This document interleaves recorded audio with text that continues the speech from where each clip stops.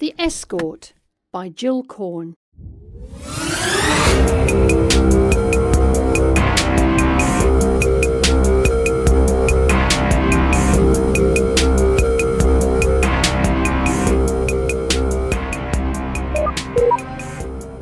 I shouldn't be doing this, really. I just need to say it out loud. I don't even know why. It's like my own confessional, I suppose. Forgive me, Father, and all that. Stopped believing that nonsense back in primary school. I had my reasons, but I guess it's a habit, isn't it? A bad habit. Anyway, I can erase this. You can't erase the priest. And nobody's going to hear any of this but me. I don't even want to hear it. I've just got to say it. That call from Mum. Up until then, things were normal. Well, as normal as they ever are. You'd think I lived in Australia or something, not 100 miles down the road in London. I saw her name come up. I thought, here we go. When are you coming to see us? I was there for Christmas, for God's sake. It's not even February. I must have sounded a bit off. It's not very nice, really, but I just get so fed up of my mum, the bloody martyr.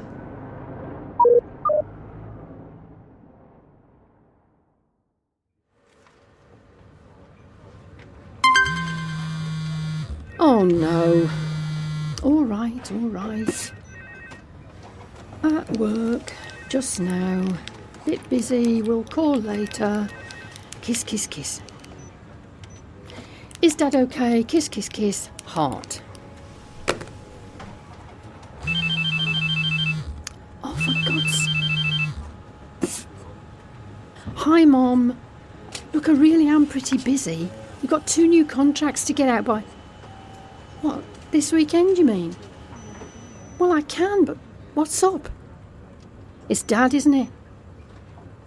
What do you mean, sort of? Is he okay or not? Right, so why this weekend? What's so... Yeah, I'll come. No, I don't need the train fare. I'll text you from the station, all right? Look, I've got to go, Mom. See you Saturday, okay? Yeah, love you too. Oh, Mum, what now?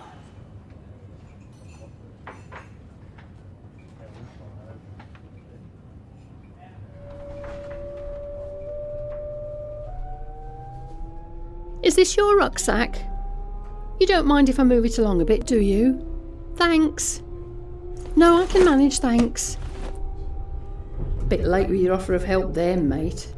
Anyway, you're not touching my bag, you might scratch the leather. Don't suppose you've ever heard of Louis Vuitton. Loser. Good. Table to myself. Pain getting up at Sparrow's Fart, but at least it's a quiet train. That was a good night, though. Worth a few quid. Stella can't complain at that. Guy must be richer than God.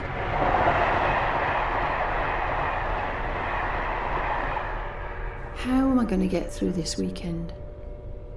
Always dreaded seeing Dad in that state. If he even knew me. Perhaps he does. I don't know. Know what amazes me? I look up and down this train and there isn't one single person who's well dressed. I suppose it might be different in first. But it's not, though. Shops full of beautiful things and nobody in this God-forsaken country ever looks half decent. Only the people with real money and taste. And me. Well, if Stella keeps paying me what I'm owed and the introductions keep coming, I'll get there eventually. At least I look the part. He's quite cute. Bet I can make him look at me. Glance up, meet his eye, look away again. And I bet he turns back for a second look. But I don't. You're not in my league, mate.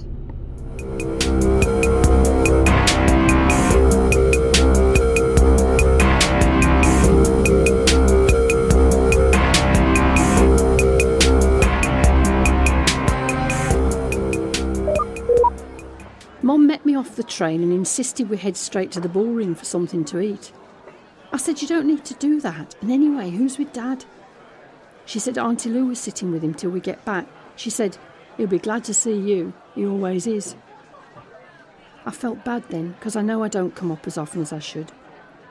I asked her about the Alexa I'd bought him at Christmas, and Mum said she plays it for him every day. Only she thinks he might be getting fed up of all the same old music, and she's run out of ideas for what to ask it to play. I'm not sure how she can tell he's fed up, but she can read his expression, so she says. So this chit-chat was going on for a bit till I asked her straight out. I said, "Why did you ask me to come up, Mum? It's not just to buy my dinner, is it? Is Dad worse? Have they said..." I couldn't say it. Is Dad going to die soon? She said no, he was just the same, as far as she can tell. So what is it, Mum? What am I doing here? She was getting down the white wine pretty quick. She topped her glass up again and took a good swig. She said, "Do you know, I still miss being able to smoke in the pub." I didn't say anything. Just waited. Then she said, "It's that man. He's coming to London." I had no idea what she was talking about. I said, "What man? There's thousands coming to London. It's a royal wedding. You won't be able to move for tourists." She goes, "Don Johnson." I still didn't twig. "What about him?" She goes, "Don Johnson, the Australian billionaire, is coming for the wedding." Now we're starting to get it. Well, I thought I was. I said, "I know you always thought he was behind Dad's injuries." I saw her eyes get red. You can't even mention that time without Mum getting upset. She said, "I don't think, Alex. I know he was. If it wasn't for that bastard, Rick would still be normal. He'd be here." And she starts to cry. And just then the waitress brings the food and she pretends not to notice, Mum, but I can see people looking. I say, "Shush, Mum. Shush now. I know. I pass her my paper napkin. I wait till she recovers a bit. Neither of us wants to eat anything by now. Mum takes a deep breath. In, then out. She looks straight at me and she says, "I've worked it all out, Alex. I know how we can do it." "Do what, Mum?" "Don Johnson," she says. "I know how we can kill him."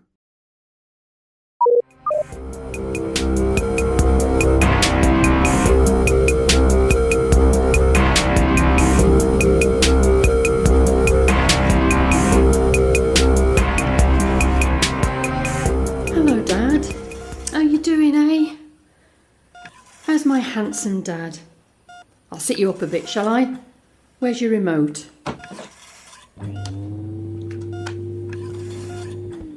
I think that's okay for you now. Has Mum said anything to you, Dad? About Don Johnson? I wonder if you can hear me. I'm not sure whether I want you to or not. I miss you, Dad. I miss my big, strong, handsome policeman, Dad. I remember when the phone call came, you know. I was only 9. I heard Mum's voice change and I knew something was wrong even then. We thought you'd be back that weekend. We'd sort of got used to you working away in London, but we always looked forward to you coming home. You used to bring me daft presents, do you remember? London bus keyrings and Union Jack slippers. Even when we saw you in the hospital, we thought you'd get better. Policemen get beaten up every day, don't they? And most of them get over it. But not you. Not a senior specialist in economic crime, seconded to look into the money laundering shenanigans of Donald T. Johnson. The Met knew who was behind the beating, all right, and they didn't have a shred of evidence. For a long time, they thought they'd be looking at murder. But you survived, didn't you, Dad? Just.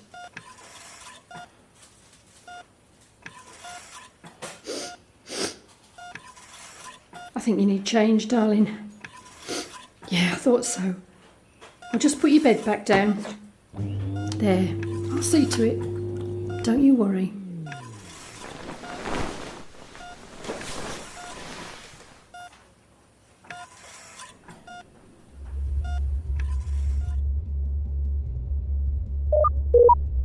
You know when you're a kid and you try to keep secrets from your parents and they always knew somehow? It was like that. I was still trying to take in what Mum was saying, and then she threw me again. She said, "You're never affording that flat and those clothes on an apprentice's wage, Alex. What else are you doing?" So I told her. I said, "I work as an escort, Mum." "Oh, do you indeed?" she said. "But I don't, it's not like being a..." She said, "Hooker?" That was a bit near the mark. I'm like, "No, I don't do anything like that." Mum looked at me across the table, like she knew I was lying. "Well," she said, "you couldn't be better placed." I'm like, "You what?" She said, "It's the ideal way to get close to Johnson." I thought I'd got it all planned out, but this makes it even better. So today I have to meet her off the train at Euston and we're going shopping together. I'll be looking forward to that. Just try and stop me normally. But I am so scared. I want to tell her it's not on. Not even for Dad, just not on.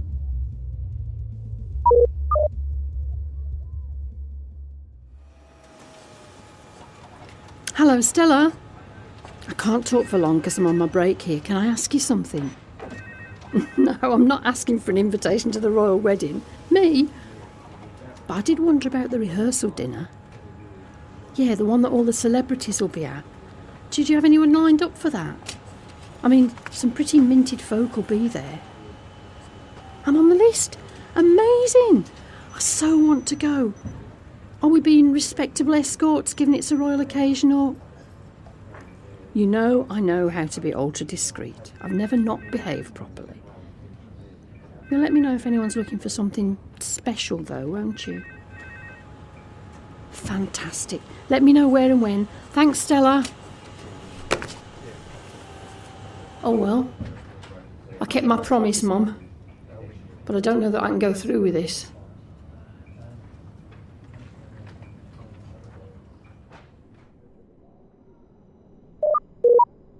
Who can I talk to?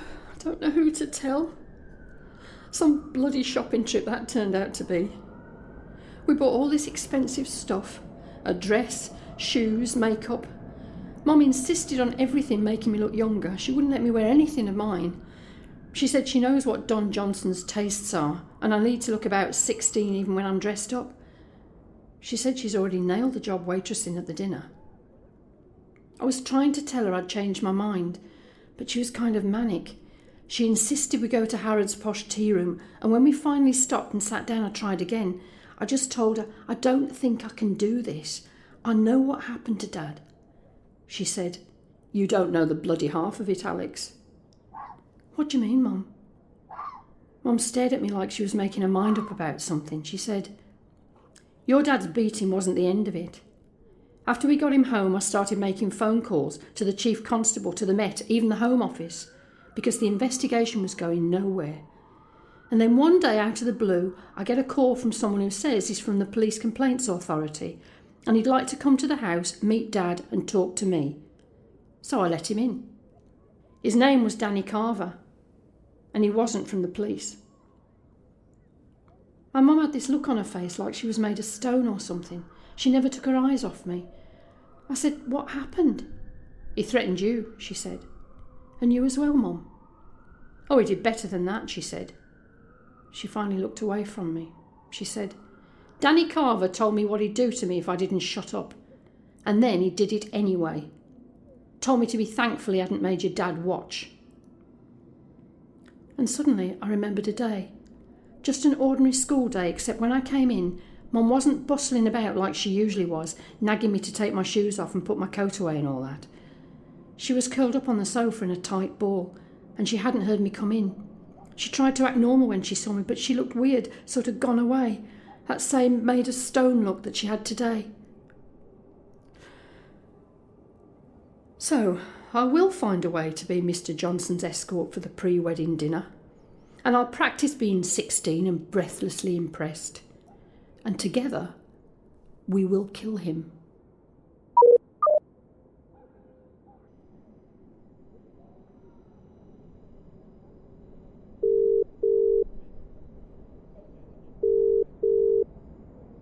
Hi, Mum. Can you just press the video button? Yeah, that's it. You okay? Yeah, me too. Yes, it's all sorted. Look, I'll tell you later. Okay, but I really want to talk to Dad. I know, but I need to talk to him on my own. Fine. Can you prop it up so I can see him and he can see me? Yes, that's it. Can you just leave it with him for a couple of minutes? I won't be long. Thanks, Mum. Hello, Dad. We've never tried this before, have we? I don't really know why. It's lovely to see you. I wonder how you're feeling today, darling. Handsome as ever, anyway. I need to talk to you, Dad. I have no idea whether you can hear me or not. I remember a lot about us, Dad. All the usual daddy-daughter stuff and having a laugh about stupid things and going out on Friday nights for burger and chips with no gherkins. And when I was in the school play and you sat in the front row clapping like mad and you said I was so good an actress, you didn't even recognise me. I remember how proud I was that my dad was a policeman. Even though my friends said if he didn't have a uniform, he wasn't a real one. I remember you saying to me that even though you didn't wear a uniform, your job was the same as any policeman's. It was to look after people and make sure that bad people didn't harm them, and that people who did harm others could very well be punished if the law said so. It all sounded so easy the way you said it, Dad. Like you could make everything all right with the law on your side. Didn't quite work out like that though, did it?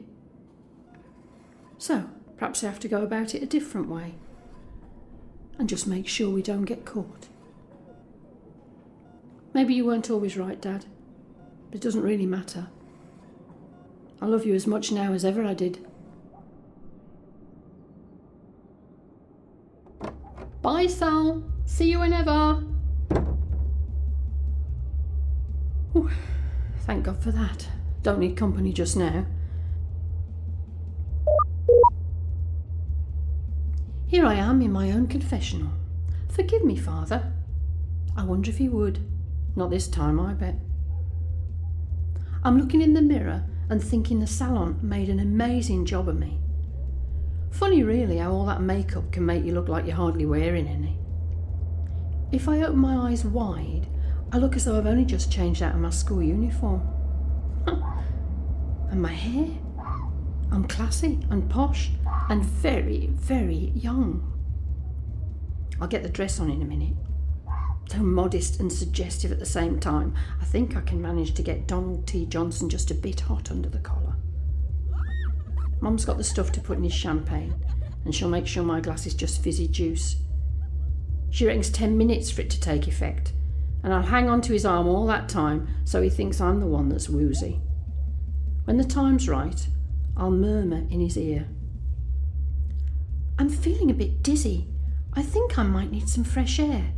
Is there a balcony or anything? And Mum will follow us out there, and that'll be that. Splat. Must remember to erase this. Oh my God, look at the time. The limo will be here in 10. Jeez, I better get dressed.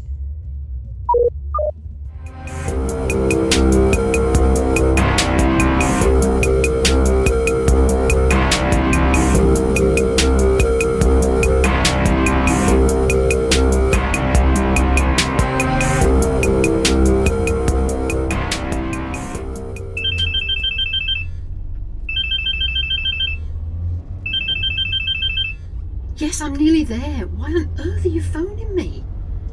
It's fine, I'm fine. Just look out for me. I know what I'm doing. Okay, look, we're here. Got to go, Mum. Yeah, love you. Bye. That's fine, thank you. I'm sorry. I should have had the money ready. I'm so sorry. Here you are. Thank you again.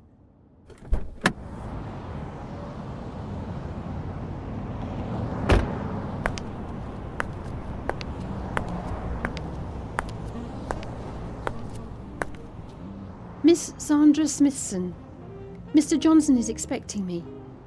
Do you need to see the invitation?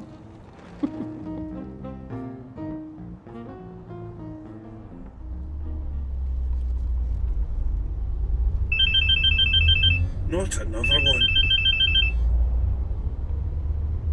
Hi, this is Alex. Where am I? Maybe I'll tell you later. Meantime, Leave a message. Tom. Another one dropped her mobile, Liz. Yeah, I'll bring it in. These young tars.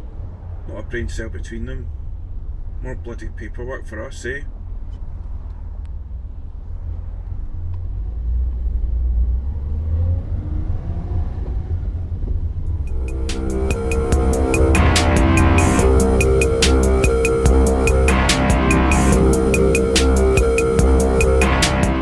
Escort was written and performed by Jill Korn with sound design by John Boyd at By the Way.